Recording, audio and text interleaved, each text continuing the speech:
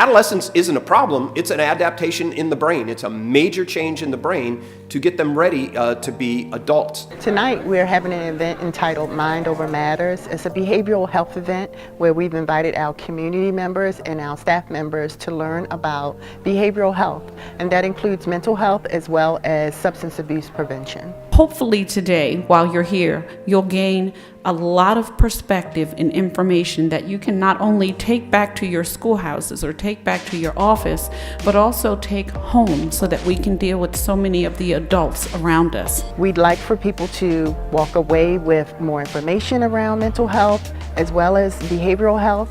They will be engaging in several workshops. The workshops related to mental health are around anxiety and depression and youth mental health first aid. Because what do you really mean when you're coming here talking about mental health? You're not talking about mental health. What do you mean? Let's be honest.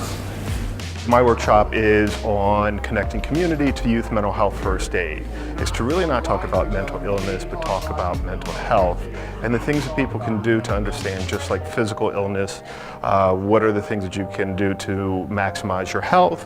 When there are illnesses, what are the symptoms that one might identify and ways that you can support people to either keep them from going into crisis or keep crisis from going too deep. So it's really about creating a safe, healthy community. The workshops related to substance abuse prevention are on juuling and vaping and heroin and opioid use prevention. I had a job, I had a house, I was doing well on the outside, but I ended up hitting my bottom.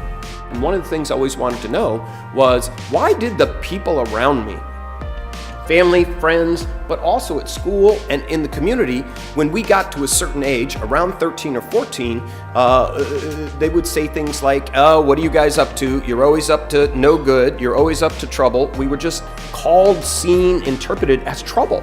Our keynote speaker is Frank Cross, and he will be talking about how substances affect the brain. Why is the adolescent brain in some ways so strong? I'll show you one way. It's a heck of a lot stronger than your brain and my brain. But on the other hand, why is it so vulnerable? Particularly to two things: stress, right, which can lead all the way to trauma, including traumatic stress, and addiction. In fact, you're no more vulnerable than any other time in life to addiction than you are in adolescence. Why? It's a way to just remove the stigma with mental health. We want our students to feel free to talk to us and to talk to their parents or caregivers about how they're feeling.